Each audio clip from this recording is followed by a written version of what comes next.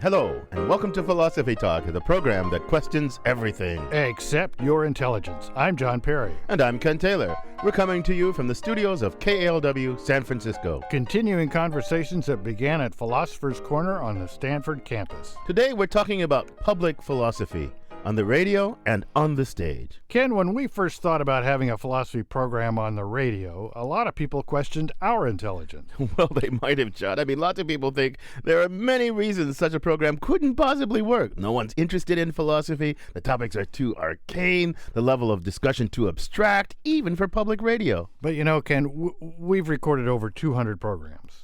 We have lots of fans wherever we can be heard on the radio. We have many more who listen through the internet. We have a huge Facebook community. Our Facebook community is bigger than the Facebook community of most public radio stations.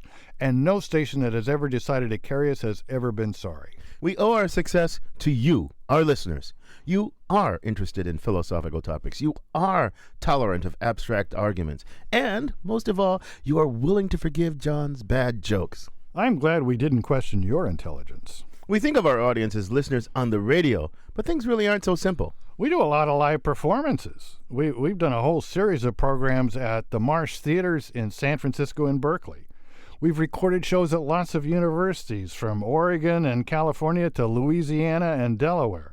We've done shows from the U.S. Capitol building and from the Smithsonian Institution. And today, we're going to play some excerpts from those shows for our radio audience. The live performances have a little bit of a different feel to them than the radio shows, Ken. For one thing, we have someone to screen calls on the radio, but with a live audience, we have no idea what the next person who steps up to the microphone is going to say. And we've had some big surprises. So let's hear some of what we're talking about.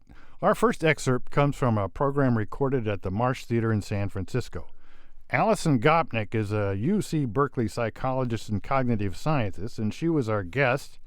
And the topic was From the Minds of Babies. Alison's book, The Philosophical Baby, argues that children see the world as far more than a great blooming, buzzing confusion.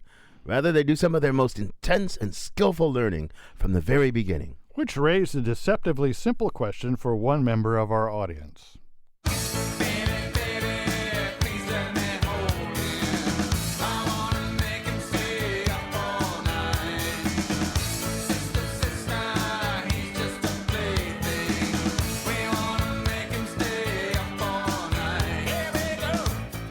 Welcome back to the program.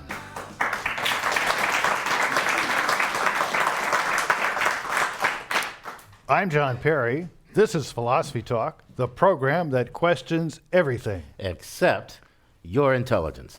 I'm Ken Taylor. Our topic, the minds of babies. Our guest, Alison Gopnik, author of the best-selling The Philosophical Baby, What Children's Minds Tell Us About Truth, Love, and the Meaning of Life. And we've got lots of questions from our live audience. Welcome to Philosophy Talk, ma'am. Thank you. I'm Andrea from San Francisco. Okay. So you're talking about babies having an incredible ability to learn and absorb, and I really like the language as an example. It's very hard for me to sit down and learn a new language in a couple of months. So maybe you don't know the answer to this question, but what happens to us after we're babies? Right. Why do we lose this ability Good question. to learn so well? Excellent question. Yeah, this is the if babies are so smart, why are we so stupid question. And in fact, one of the interesting things about babies is that we have childhood and babyhood at all. An interesting evolutionary question. Why are we so helpless, so immature, so useless for such a long period of time? Does any other animal creature have anything like our childhood as a proportion of their life compared to us? No, that we're way off on the end of the distribution in how immature we are for how long. And of course, at Berkeley, we're even further.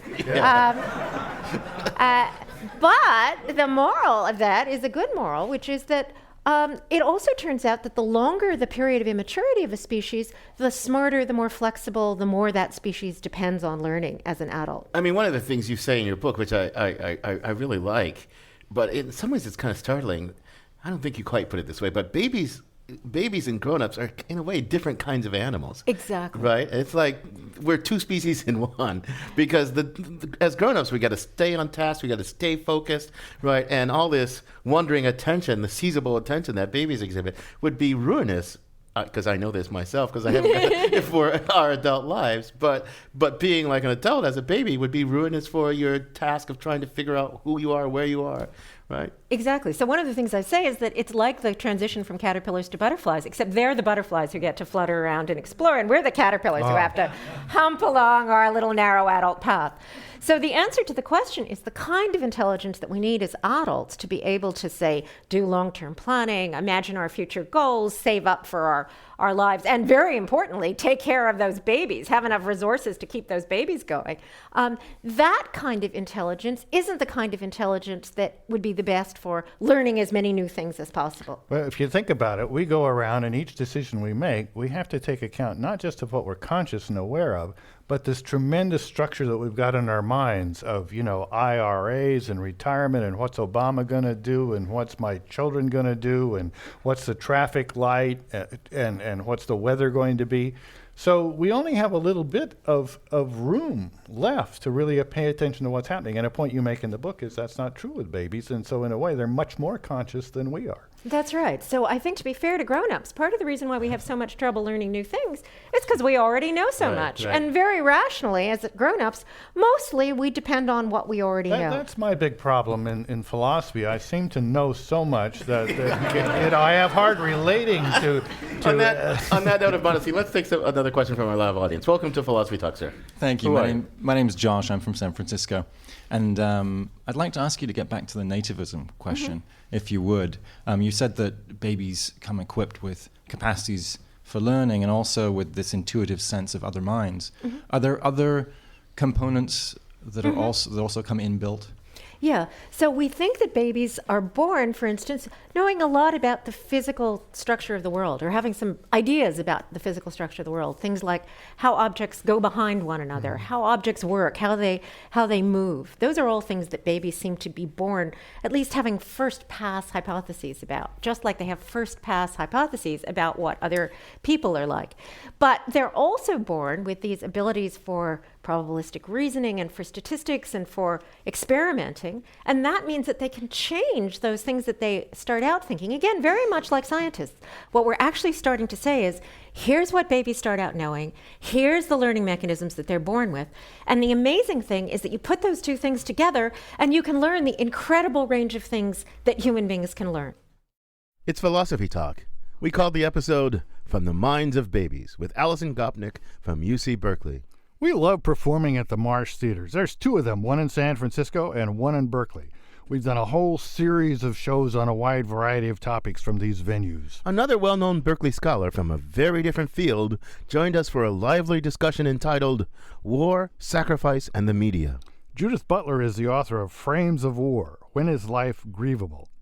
The idea is that the dehumanizing rhetoric of war makes it possible for the government and the media to treat the lives of our enemies as less important and less grievable than those of our fellow citizens. We asked Judith Butler whether there is an inner logic of war that dictates how we see and even conceive of the enemy. I think we have to understand war as an historically changing human institution. So I'm not sure there's one inner logic to war. Talk to about that. For instance, we might be at war against Iraq, but at a cultural level, it seems to me that the U.S., at least under the Bush regime, was really also engaged in a war against Islam. Now, what's the relationship between Islam and Iraq? A lot of people couldn't even tell you, or they couldn't understand, what the different groups are, the different religious groups there. It seems to me that war has a way of displacing the enemy, so that we think really we're against Iraq, but now we're against Islam, or we're against dissidents in the U.S. who criticize war. The object of war, even the object of hatred in war, has a way of changing over time. Isn't that, a war against Islam, isn't that war run amok? Because Islam is this complicated worldwide thing, right? Al-Qaeda is a local thing. Well, it's kind of global, but it's localized here and there. It's got a particular agenda. You can't say Al-Qaeda is Islam. That would be a complete... If we were at war against Islam. Isn't that just, how could we be at war against Well, Islam? listen, I appreciate your rationality, and I wish people shared it. But as you know, and it's just recent memory. I mean, many people said Al Qaeda is not only the radical representation of Islamic extremism, but it is the logic of Islam brought to its logical extreme. So, okay. I mean, I would think that a war against Islam, as a war of West against East or something, is just a craziness. Yes. It violates all kinds of canons of reasonableness. A war against a particular country might be a highly reasonable thing. And I'm wondering, I mean, if war hasn't run amok, isn't it still going to follow that we're going to devalue the enemy, right? I mean, not just in the case of something crazy like a war against Islam, right? I mean, I don't know. Now I'm wishing you were a little more reasonable, because it seems to me that when you say a war against a nation might be a reasonable thing, but a war against a given religion would be an unreasonable thing. It seems to me with nations, as with religions, we're actually talking about abstractions, about an imagination of a unity. And in fact, nations don't come as unified wholes anymore. Nations are internally heterogeneous. They have shifting boundaries. I think we can unify the idea of the nation for the purposes of war, but I don't think we can presuppose an idea of the nation as a kind of reasonable enemy within war. I'm not sure that's true. I think I take your point. I mean, if somebody were to declare a war against the United States because, say, let's go back to the Ancien regime, because they hated conservative policies and the attempt to spread democracy everywhere and all that stuff, and they declared war on the United States, for that reason, I mean, on certain grounds, I would be their ally, because I would say, I'm not a fan of conservative policies. I don't think we should be trying to impose our way of life. So I would say, how could your war be a war against me? In a certain sense, I see your point, but somehow I can't escape the fact that I am of and in and allied to America, and that those who object to America are objecting to the nation of which I am a member. I can't Maybe, but let me put it to you a different way. Both the war against Afghanistan and Iraq started with the stated rationale that we were after Al Qaeda, and with the understanding that Al Qaeda was housed there, or that it was one of its locations, and with the understanding that Al Qaeda could not be identified with either nation.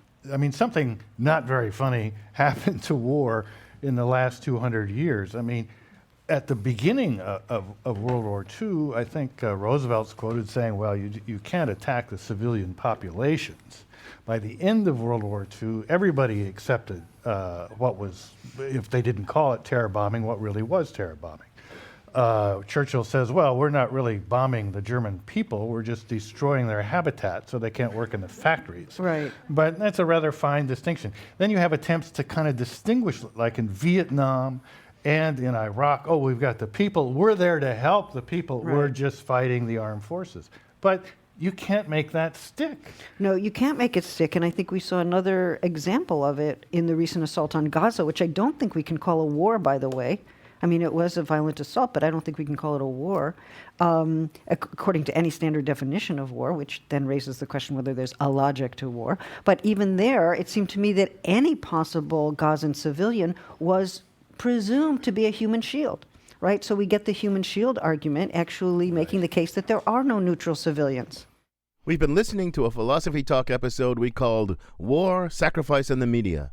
Renowned UC Berkeley author Judith Butler was our guest. Iraq, 9/11, patriotism, embedded reporting. Our discussion with Professor Butler touched on some of the most contentious issues in 21st century America. And anytime we're in those situations, we rely on one member of our staff to wrap it up, and in a hurry. That's Ian Scholes, the 60-second philosopher. Ian Scholes. I attended a Macy's one-day sale the Friday following 9/11. I figured some new clothes might help in my quest for work, which I had not had for months. I was the only person in the men's department. Patriotic music was blaring over the loudspeakers. As my clerk totted up my meager purchase, a pair of khaki trousers, I glanced up to see another clerk on the other side of the store stomping half-heartedly and alone around his cash register to the beat of the piped-in John Philip Sousa march. In the 24 hours following 9/11, Walmart sold between 160,000 and 200,000 flags. America also went out and bought flag decals, flag refrigerator magnets, flaggy rubber ducks and bubble bath bottles, keychains, cup cozies, pens, stickers, address labels, temporary tattoos, beach balls, tote bags, and caps, among other items. Then, thanks to the anthrax attacks, roughly a week after 9/11, we experienced one more shopping flurry in which we purchased duct tape, bottled water, and Cipro. Remember Cipro? Ah, those were the days. And then we all hunkered back down in our hovels. That's probably why on September 27th, 2001, President Bush urged us to get on the airplanes, get about the business of America, get down to Disney World in Florida, take your families and enjoy life the way we want it to be enjoyed. Perhaps in response, on October 9th, 2001, San Francisco Mayor Willie Brown organized a rally at Civic Center Plaza, the purpose of which was to get Americans, and San Franciscans in particular, to get behind America by shopping. He had volunteers hand out posters that said, "America, open for business," and shopping bags emblazoned with the flag. The U.S. Air Force Band provided music for the event, opening with Amazing Grace, not a tune I normally associate with bargain hunting. I did not attend the rally. Instead, I headed down foggy Irving Street in San Francisco's Sunset District, a block from my house, where every shop had one of the America Open for Business signs in the window. I purchased a cold six-pack as part of my contribution to the War on Terror and was given a flag sticker absolutely free. The streets were thick with flags, but rather devoid of people. Clutching my beer and flag, I paused in front of an America Open for Business sign hanging in the window of the only bookstore in the neighborhood, which had gone out of business the summer before. I was not among them, but some of us did bravely leave our homes to get on the airlines, per the president's suggestion, until December 2001, that is, when one Richard Reed boarded a flight from Paris to Miami and tried to blow it up with his footwear, thus leading to the shoe removal ritual which all boarding passengers enjoy today. I would venture to suggest that the events of 9/11 left a gaping hole in our hearts, which we were urged to fill with products and travel. We weren't asked to fill that hole with victory gardens, with gasoline rationing, or even with simple grief. I tried to fill my particular hole with a nice pair of pants. They did not manage to fill the hole, but I did look very nice, I must say, when I finally left the house to declare bankruptcy. And today, all of America joins me as we stagger forward, insolvent but unbowed, into a perhaps better, but certainly more expensive tomorrow. I gotta go. That was a personal twist on war and sacrifice from Ian Shows, the 60-second philosopher, recorded live at the Mars Theater in San Francisco. This is Philosophy Talk. Today we're sampling some of our favorite on-stage radio programs. We're showing the cross-breeding of broadcasting and live philosophy that only public radio makes possible. So whether you're a fast-talking philosopher or just a fan of deep, probing conversation, we need your help to keep this program and this wonderful public radio station on the air. Here's what to do.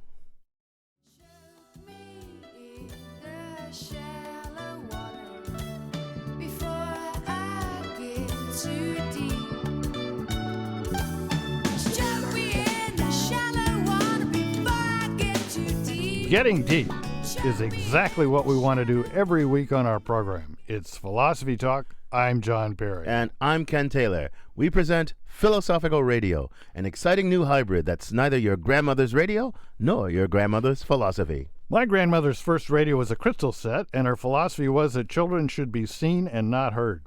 But my grandfather loved philosophy. He sometimes got into trouble with his priests for his very original interpretations of the Bible. Today, it's a sample of Philosophical Radio live on stage. We love taking our show on the road for live audiences around the country. We've been to Delaware, to Louisiana. We've been up and down the Pacific Northwest. One of our favorite spots is Portland, Oregon. At the magnificent Powell City of Books, we taped a show called Love, Poetry, and Philosophy. Our guest was philosopher and poet Troy Jollimore.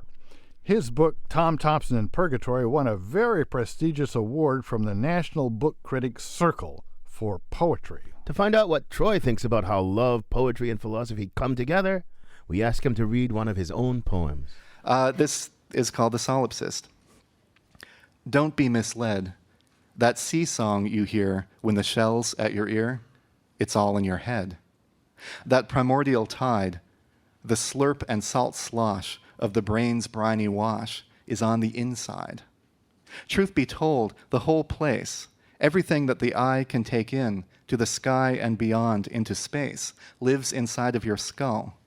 When you set your sad head down on Procrustes' bed, you lay down the whole universe. You recline on the pillow, the cosmos grows dim, the soft ghost in the squishy machine, which the world is, retires. Someday it will expire. Then all will go silent and dark. For the moment, however, the blackness is just temporary.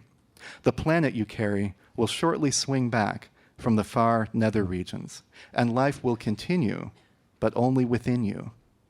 Which raises a question that comes up again and again. as to why God would make ear and eye to face outward, not in. Pure philosophy there. You're listening to Philosophy Talk. Our guest is Troy Jollimore. We're talking about love, poetry, and philosophy. Troy has just read a poem that would be a very hard act to follow, so instead of Ken or I trying, we'll just take a guest from the audience.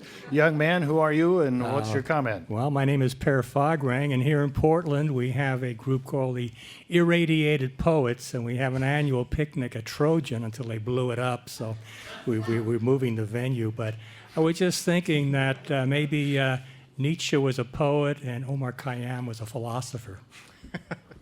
I would completely agree with that. I would say that Wittgenstein is one of the great poets of the 20th century. I mean, read him as a poet. He's lovely. It's wonderful. Let me ask you a question about that. Okay, so you're a poet and a philosopher. I know you write technical philosophy articles and philosophy books, and you write poetry. You have an idea about solipsism or love. I mean, you write about love and loyalty in your philosophy, right? When is it philosophy and when is it poetry? I mean, what's the difference between writing poetry and writing philosophy? Well, there's a lot in that question. The first thing that comes to mind is this. In my experience, for me, if it's a traditional poetic subject, probably I'll deal with it in a philosophical form. I, for whatever reason, again, I don't want to do the predictable or something. I've written very few love poems. I write a lot about love in philosophy. There are, I think, 2 love poems in this book. Well, but Tom really, Thompson's not very lucky in love, as far as I can tell. And let me remind you, he's not me. So that's the first thing that comes to mind. And then beyond that, but I have written about love in both, and I have written about some subjects in both. You can get away with a lot more in poetry, in a sense. You can get to a certain point in the poem, you don't know what to do next. And in essence, anything that works is permissible. If you can end with a non sequitur, you can end with an image, make a joke. Lots of poems end with jokes, right? If it works, it's fine. Whereas if you do that in philosophy, people catch on. You get to a certain point in the argument. So wait a minute. Old Plato had a point about the poets, in a way, right? I mean, his complaint was poetry can stir the passion and it can make you believe things that are illusory, and it doesn't challenge the illusory. It doesn't dig deep beneath it. But and philosophy is supposed to not do that stuff. It's supposed to not do that, but it does that. And at the same time, I think poetry also, I'm not as suspicious of the passions as Plato was, and I think that to really understand the world, it's largely an emotional understanding and a metaphor understanding. I want to go back just for a minute, though, to this point about Wittgenstein, because your poem, Solipsism, is a Wittgensteinian theme. In the Tractatus, he says, "The world is my world." And then he also says, "When I die, my world comes to an end." Now, since it's a philosophical book, the philosopher puts those together and says, he died in about 1953, and the world didn't come to an end, so I guess he had it wrong. Or we hadn't noticed. So, we have a lot of questioners from our live audience, sir, over there at that mic. We'll alternate between mics. Sure. My name is Tim. I come from here in Portland.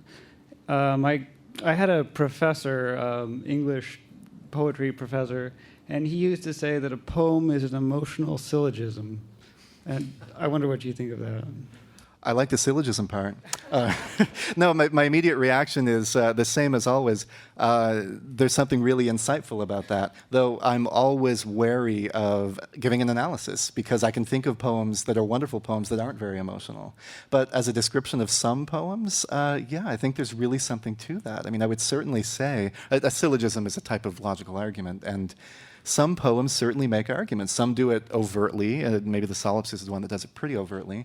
And then other ones do it kind of surreptitiously, which makes people like Plato, again, kind of nervous. So, but I think there's argument and reasoning in a lot of poems, which maybe this syllogism remark helps to bring that out. We have another question on this side of the room.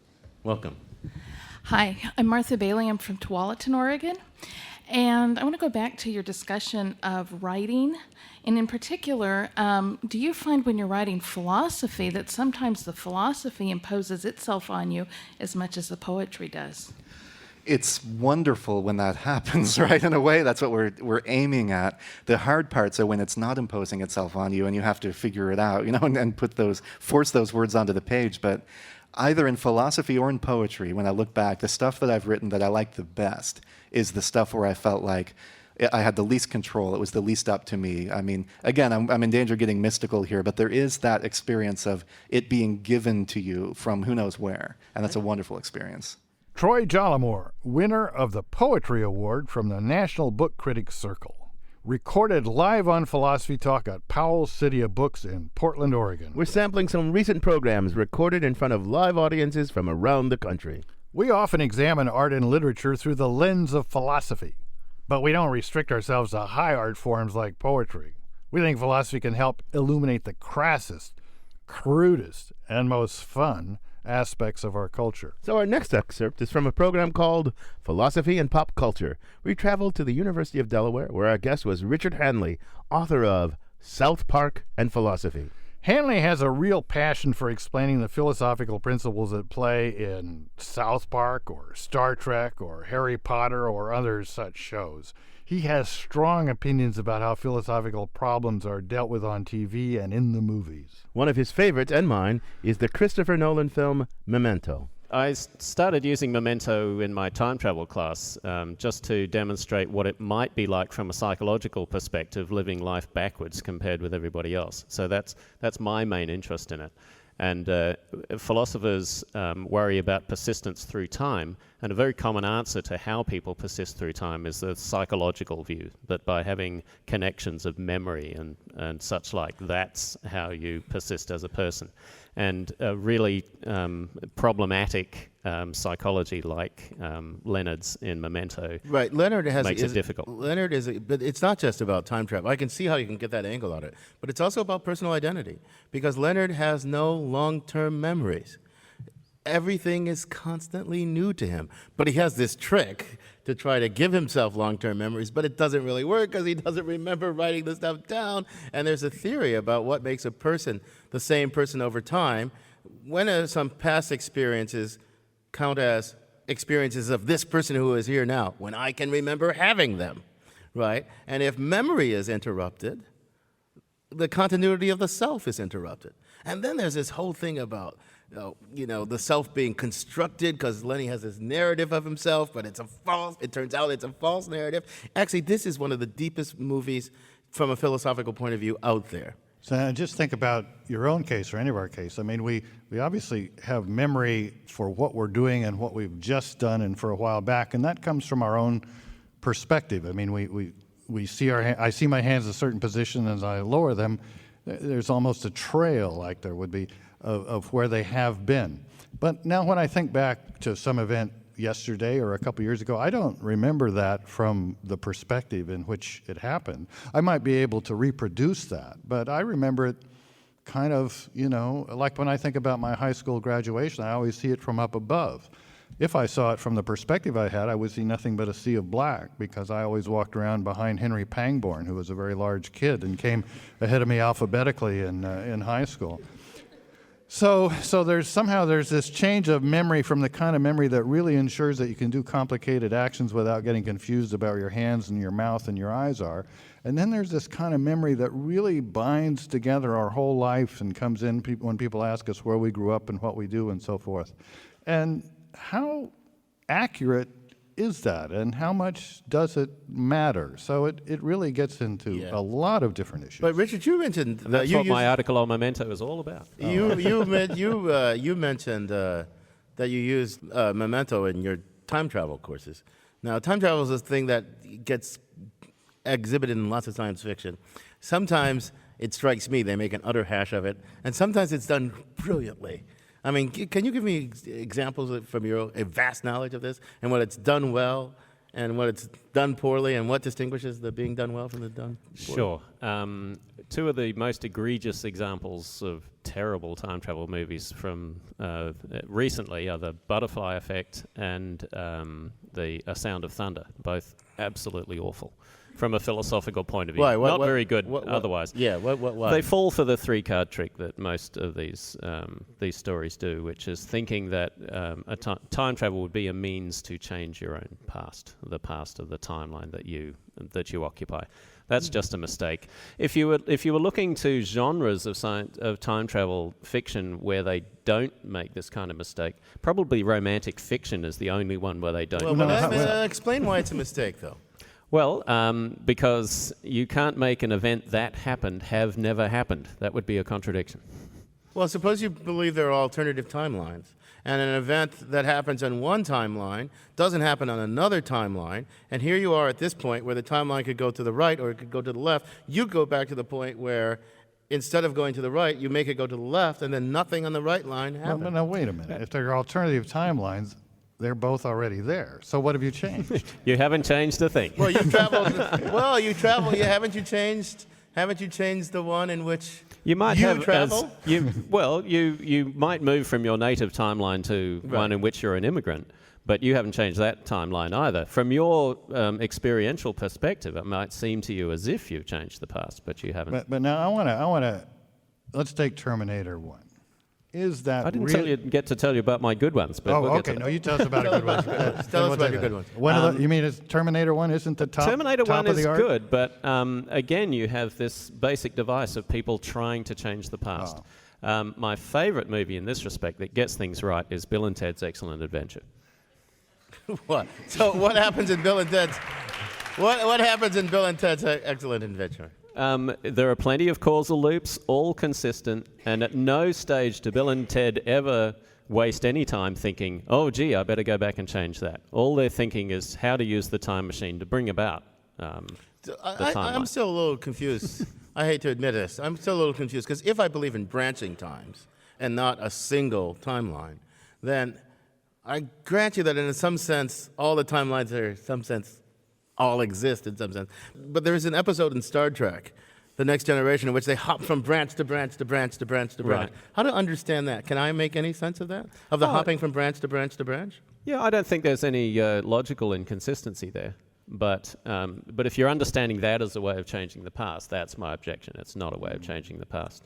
Right, because all those pasts are still coexistent in some Right, sense. and then one interesting question is, you said, couldn't you go and change that event on another timeline? Well, that's a deep metaphysical claim that you can change that event on another timeline. I was trying to make sense. Is it a distinct event, and why do you care about that one? A lot of science fiction seems to believe in branching time, right? And they do have this idea of hopping from branch to branch, and I'm not quite sure how to understand that on your...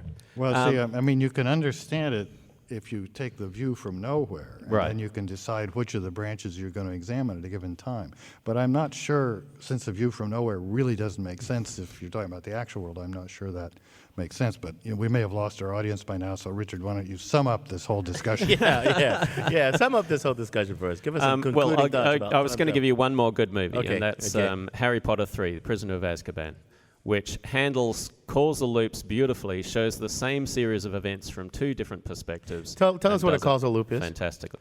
A causal loop is a chain of events which are causally connected by having normal causation, but also reverse causation, where Something in the future can affect something in the past. that's correct, Right. and you get a loop when these link up, so that in some sense every event on the So Harry loop Potter is has the cause something of else every to other event. recommend it. It Oh, handles absolutely. time travel. Harry Potter 3 Yes, handles indeed. I time think travel. the movie handles it better than the book. It's Philosophy Talk. We just heard some of our conversation with Richard Handley, author of South Park and Philosophy. We were talking about time travel. That came from a program called Philosophy and Pop Culture that we recorded at the University of Delaware. We're sampling some of our favorite episodes of Philosophy Talk, all recorded in front of live audiences around the country. I'm Ken Taylor. And I'm John Perry. To help ensure that we can keep listening to Philosophy Talk, this public radio station needs your support. And unlike Harry Potter and Hermione Granger, we won't travel back in time to ask for your help. What we will do is let the people here tell you about all the benefits of becoming a member of our community. Here's how you can help right here, right now. Wednesday and Thursday, nothing. Friday for a change, a little more nothing. Saturday once more, nothing. A Monday gone. One of my all-time favorite philosophical hymns, The Fugs and Nothing. I'm John Perry. This is Philosophy Talk, the program that questions everything. Except your intelligence. I'm Ken Taylor. We're sampling some of the best of Philosophy Talk live. We love to put on the show, and a show it is in front of live audiences around the country. In Washington, D.C., we were invited to present programs on Capitol Hill and also at the Smithsonian Institution. Our show at the Smithsonian was called The Promise and Perils of the New Genomics, and our guest was scientist and entrepreneur Craig Venter, the man behind the mapping of the human genome. The Human Genome Project was one of the boldest undertakings in scientific history. As such, it raised lots of expectations about human possibilities. And we asked Venter to separate the scientific reality from the science fiction of gene research. Well, right now we've only had one individual of our species to have his genome sequenced, and that was me. And it's very hard to interpret that information at this stage. We're trying to get the technology with, during the course of this radio show, you could get your own genome sequence for maybe $1,000. That will happen within the decade. Wouldn't it have been better to start with someone a little more typical? I mean, you're kind of... Well, genetics always studies the odd character. That's how you learn things. So within the decade, you'll be able to get your own genome sequence. And so we'll have databases with hopefully millions of genome sequences and the corresponding phenotypic and clinical information. And that's the first time we'll be able to actually decipher questions about nature versus nurture. What's predictable, what's not. And I think there's going to be a lot of surprises in there for ourselves and for ourselves as a population and society. But once we've got that, what about all this other stuff? Designer babies, new sources of energy. Is that around the corner? Is it far I wouldn't away? put the two in the same category. All of genetics works through selection, so the idea of having designer babies probably won't happen in the next century or two, but it probably will eventually happen as we get a thorough understanding of the genetic code. I think it's impossible for humanity to ignore the information and those challenges. New sources of energy are the challenges for the immediate future. I think we have to do something quickly. We're putting 3.5 billion tons of CO2 into the atmosphere. We can't keep doing that, or the genetic code will become irrelevant pretty quickly. Tell me, how is genomics going to help us with new sources of energy? I mean, not giving away trade secrets kind of thing. I wish I had some. From the Sorcerer 2 expedition, we've been discovering millions of new genes just in the oceans around the world. We knew less than 1% of biology on our own planet. We're discovering so many new pathways that convert sunlight into energy for cells, that drive the carbon cycle in the ocean. The conversion of sugar into butane, propane, even octane, replacing the oil and the coal industries, are absolute possibilities within the next couple of decades. Imagine the economic change that has, the environmental changes, the warfare changes for the world if we can do that. So the first great beneficial effects of the revolution in genomic knowledge may really not be human health directly at all, but it may be help with our global warming problem. It could be the biggest impact. There's already direct human health applications, improved diagnostics, but we're seeing these slow revolutions. Basic science takes a long time to decipher with the limited information we have now. But the thing that struck me in what you just said, it seems as though nature, evolution, is just an amazing thing. I mean, all these genetic resources, these are evolved creatures solving all kinds of problems, adaptive problems. You know, how to convert sunlight into usable energy for its metabolic processes. And it looks like nature has solved these problems a myriad of different ways. And we're just kind of like exploiting nature's locked-in knowledge through genomics. Is there anything that gives you pause? I mean, are you just a gung-ho, let's go forward guy? Well, like you, I'm an optimist. I think it's hard to be a scientist and not be an optimist. You can't look forward and make discoveries if you're not. But there's always concern. Any new technology, any new knowledge has always been abused by some. We have a challenge of science education in this country. That's one of the biggest challenges we face for the future, as people want to replace religion instead of learning science, understanding the basis of evolution that is so clear from our genetic code. Well, now, I go back to language, for example. Language is not as complicated, I suppose, as the genome, but it's tremendously complicated. And people have occasionally come up with these proposals to improve language. George Bernard Shaw, Teddy Roosevelt, we're going to change the spelling, get rid of the subjunctive, a few things like that. It never works. Language seems to have evolved in this way that is beyond human intelligence to really improve. We have technical languages and so forth and so on, but pretty much it goes on its own. Is it possible that there's some kind of deep accumulated wisdom in the way that genomes work that we're really not going to succeed in changing? Well, I think language is a great metaphor for the genome. It is a language. It's a digital language that has evolved over at least 4.5 billion years, unless life originated somewhere else and came here. Our language, our genetic code differs only a few % from those of mice, rats, dogs, and cats. And so the subtleties of the language are obviously important. You have a whole lot more hair than I do. His is a little curlier than mine is. You know, there are phenotypic differences that are very subtle changes, but they're minor changes in language that have been built in from these billions of years of evolution. You're listening to Philosophy Talk. We're talking about the promise and perils of the new genomics with Craig Venter. We're in front of a live studio audience at the Smithsonian Institution in Washington, D.C., and we have another question from our studio audience now. Hi, I really am an optimist, honest, but I have a question about apparel. Not apparel, apparel. You look lovely.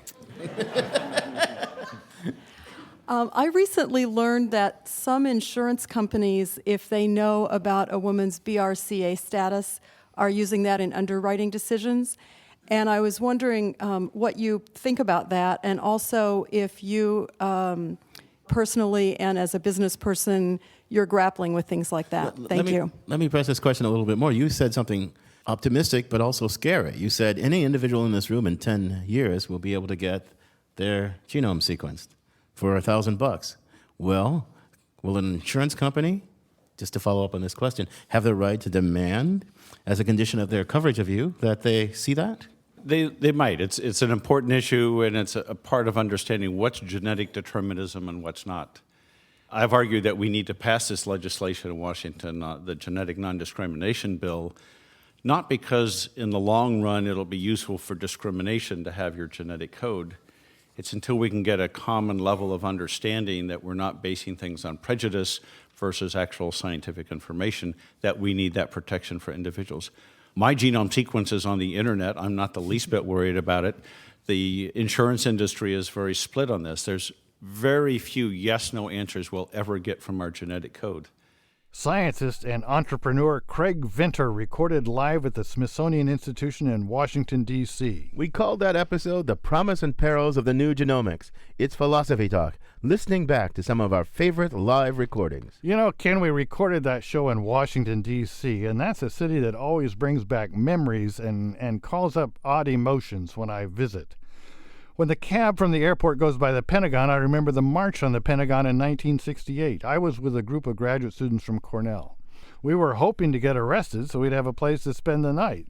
But, like inept philosophers, instead we got lost and we had to find our way back to our car and drive all the way back to Ithaca. Well, John, what would you protest today if you had the energy to get to Washington and march around? Tax breaks for the wealthy. But who counts as wealthy? Anyone who earns more than I do. Lots of those people pay less income tax than I do because of all the loopholes. A lot of people consider charitable deductions a loophole. But without that, where would our favorite institutions, Stanford and public radio, be, John? Well, hard as it is to accept, the fact that a loophole works to my advantage doesn't make it right. I guess the government should give a break to those who help the poor. But when we recorded a program called The Morality of Giving and Keeping, our guest, political scientist Rob Reich, raised some good questions about whether the current setup is really fair and just. There's two questions.